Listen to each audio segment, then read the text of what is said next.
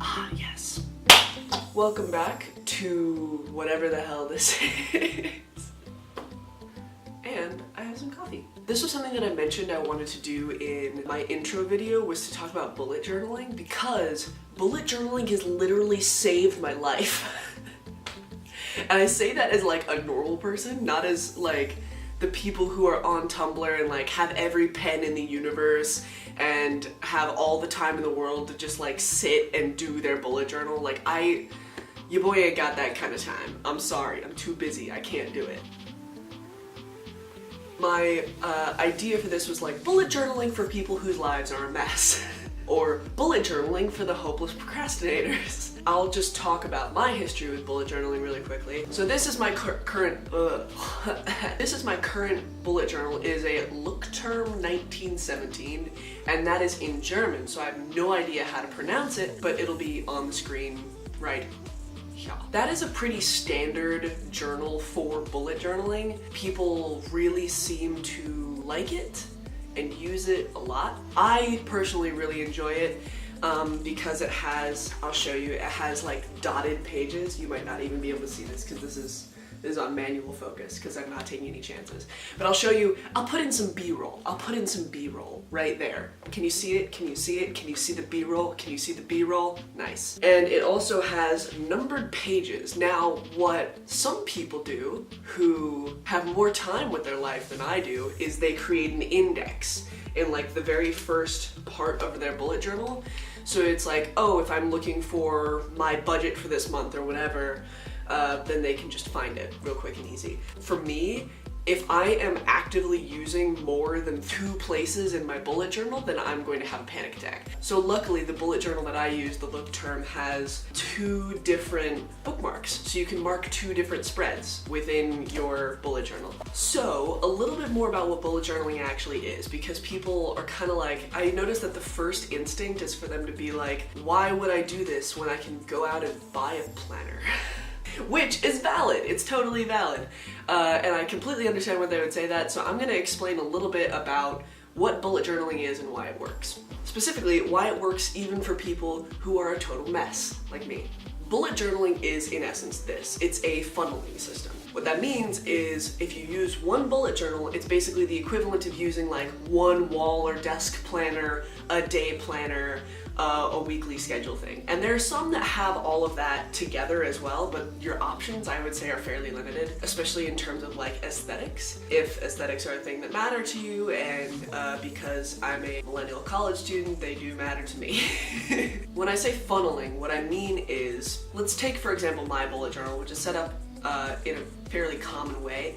In the beginning of it, you'll have a yearly, which basically can schedule from months out. So for me, because I'm trans, I schedule my doctor's appointments like months and months and months out. So right now I have like one in April, one in like August, I don't know, but like they're scheduled very far out already, and so I could use my phone to keep track of them, but I hate that. And so what I do is I use my yearly to say doctor's appointment 9:30 on this day.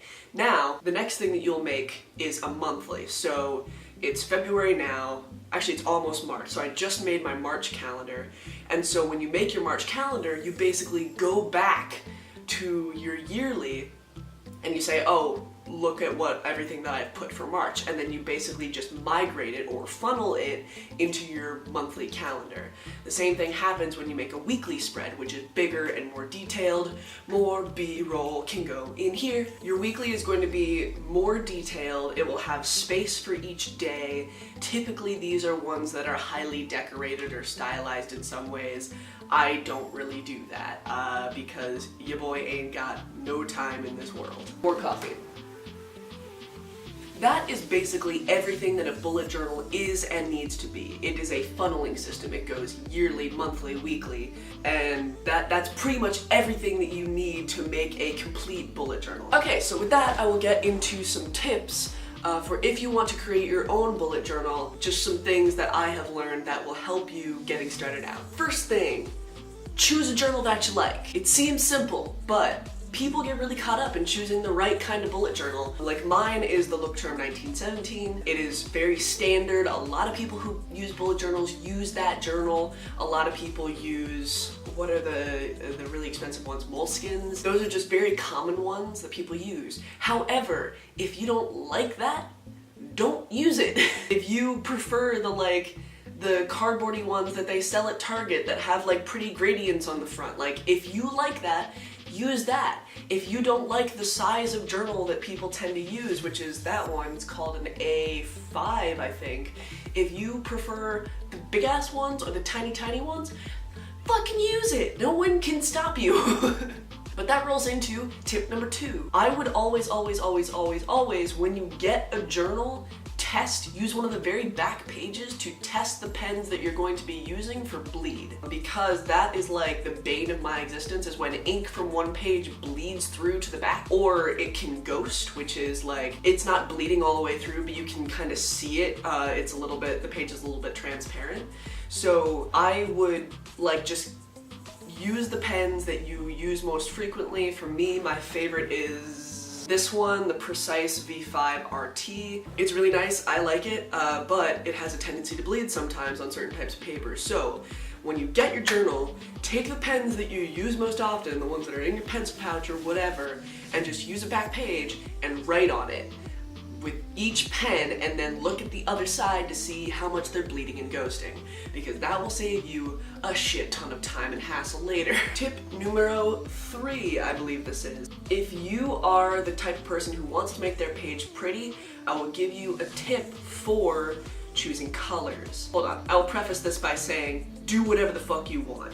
But this is just something that I've noticed looking at a lot of other bullet journalers' pages. If you want to keep things looking clean and neat, I would avoid overcrowding it with more than 3 colors, and I would typically make one of those colors be like a neutral or a black or a gray, just something that's kind of a base thing to set it all down, because if you choose 3 bright colors, then it's going to be really hard to read what you write from a kind of a functionalist utilitarian standpoint. So for me, one of the ones that I used often for February was like kind of a grayish blue, and then a gray as my neutral, and then a light lavender, because I thought that's kind of like February hues. 4th, do not be ashamed of your own handwriting. If you can't stay on the lines, if you're like loopy and weird, or if it's like sharp and crackly, like do not worry about it. Personally, I love looking at bullet journaling as kind of like an exercise in self-acceptance, because I don't cut anything out of my bullet journal. If I screw up, I fucking leave it there. If I made a drawing that I'm not super happy with, guess what? It's next to all this important information that I still need, which I'm not writing out all again, so I'm just gonna keep it there. Seriously, do not worry about your own handwriting. It looks nice. I can guarantee you someone else is going to look at that and think, wow, that actually looks really cool. I really like that. I dig that aesthetic. Like that it objectively is going to happen. I'm doing this a lot in this video, and I feel like it's kind of aggressive. I'm sorry. Tip number 5. There are so many bullet journalers out there who use a crap ton of different materials in their bullet journals. I'm talking like Stabilo, highlighters, mild liners, fine liners, pretty much every type of liner that can possibly exist in the universe today. 6,000 different type of pens.